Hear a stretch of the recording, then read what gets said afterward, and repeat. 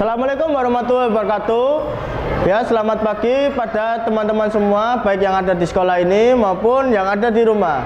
Ya, kembali lagi kita bersama Pak Rizky. Selanjutnya kita mau melakukan pembelajaran mengenai aljabar. Aljabar itu apa sih? Unsur-unsurnya aljabar itu apa sih? Oke, kita mulai ya anak-anak, mulai awal. Bisa kalian lihat sendiri kan, unsur-unsur aljabar itu terdiri dari 3 unsur. Apa aja sih 3 unsur dari aljabar itu? 1 koefisien, 2 variabel, dan 3 konstanta. Nah, sekarang kita mulai dari koefisien.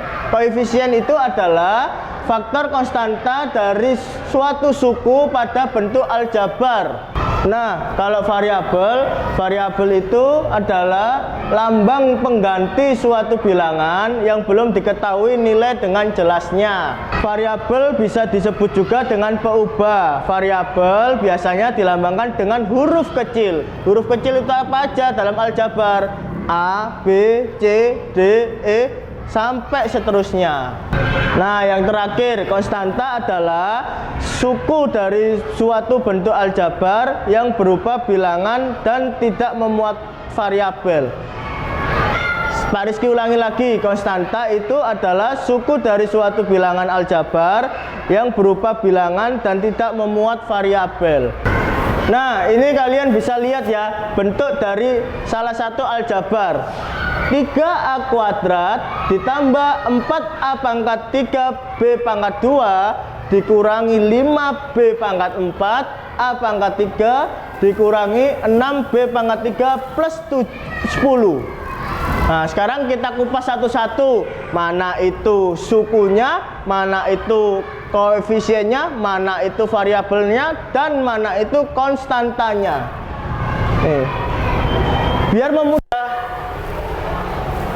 Biar memudahkan kalian dalam mengetahui bentuk aljabar, Pak Rizky membuatkan suatu tabel. Oke, kita mulai dari yang pertama. Nih, 3A kuadrat. Ini adalah satu suku. Kita tulis di sini, suku 1. Oke, selanjutnya 4A pangkat 3B pangkat 2. Suku kedua. Kita tulis di bawahnya.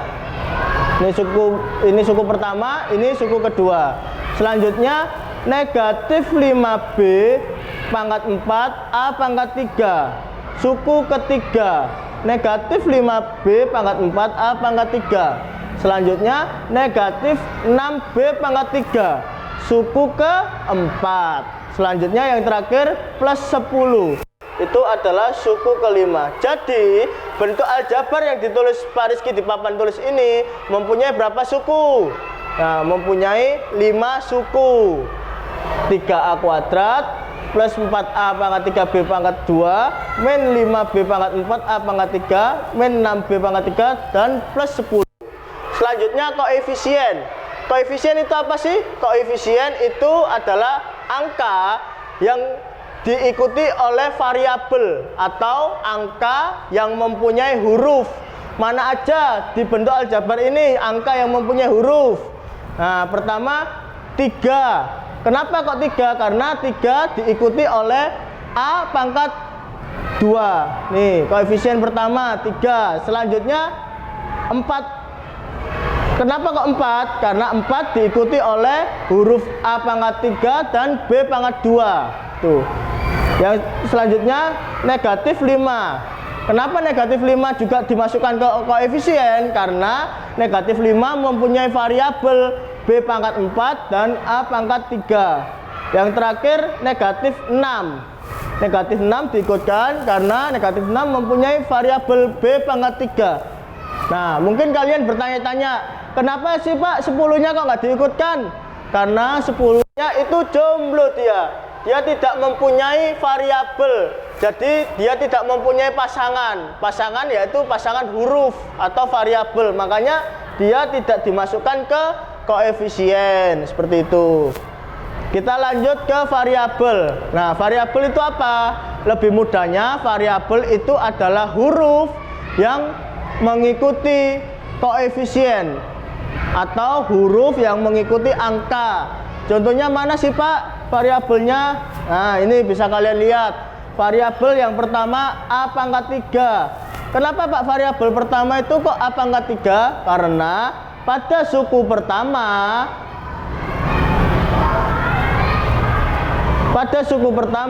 itu kan ada suku 3A pangkat 2. Nah 3 ini masuk koefisien dan A pangkat 2 nya ini masuk variabel. Dan seterusnya juga sama. Variabel yang kedua A pangkat 3 B pangkat 2. Karena suku yang kedua itu terdiri dari koefisien 4 dan variabelnya A pangkat 3 B pangkat 2. Nih. Terus selanjutnya juga sama.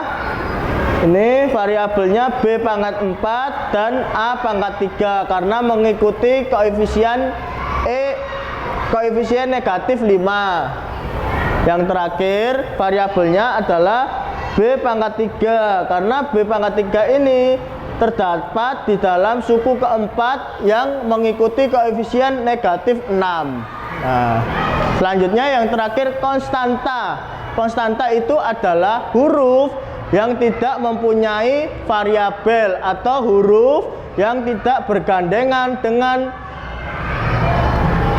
konstanta itu adalah angka yang tidak bergandengan dengan huruf. Ini mana sih yang jomblo? Nah ini yang jomblo adalah plus 10. Ini adalah konstantanya plus 10. Oke anak-anak, tadi kan kalian sudah mengetahui ya unsur dari aljabar itu tadi, koefisien, variabel, dan konstanta. Kemudian setelah kalian tahu unsurnya, kalian sudah tahu bentuknya, masing-masing bentuk aljabar itu seperti apa. Sekarang kita lanjut di penjumlahan aljabar. Nah, penjumlahan aljabar ini ibarat sama dengan penjumlahan kalian yang sebelumnya atau penjumlahan dasar seperti matematika sebelumnya. Nah, contohnya seperti ini. A ditambah A sama dengan, nah kalau kalian bingung A tambah A, kalian itu bisa menganalogikan kalian mempunyai apel. Buah apel, kalian mempunyai apel 2. A ditambah apel 1 ditambah apel 2. Nah sekarang kalian mempunyai berapa apel? Oke, kalian mempunyai 2 apel. Nah seperti ini. Sama kan? A ditambah A sama dengan 2A. Atau apel ditambah apel sama dengan 2 apel. Nah selanjutnya 2B ditambah B. Itu kalian bisa membayangkan kalian mempunyai buku 2. Terus kalian membeli lagi buku 1. Sekarang kalian mempunyai buku berapa? Mempunyai buku 3. Sama dengan ini. 2B ditambah B sama dengan 3B.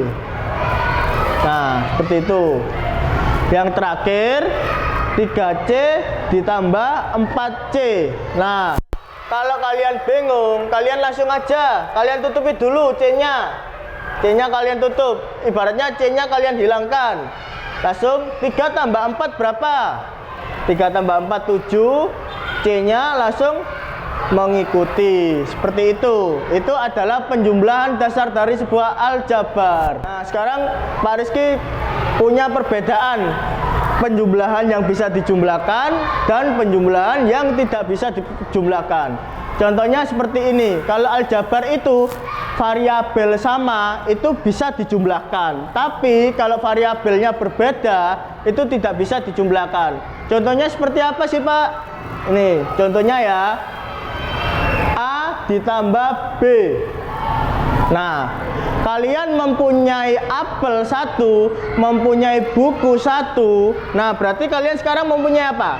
Tetap kan apel 1, buku 1. Nggak bisa kan 2 apel atau 2 buku. Nah, sama seperti ini. A ditambah B itu sama dengan tetap A ditambah B. Tuh. Kalau kalian bingung lagi, kita kasih lagi 3D ditambah 2S. Nah, kalian mempunyai hewan ternak 3 domba ditambah 2 sapi. Nah, kalau kalian gabungkan, masa kalian bisa menjadikan, oh saya mempunyai 5 domba, atau oh saya mempunyai 5 sapi. Nah, berarti tetap kan?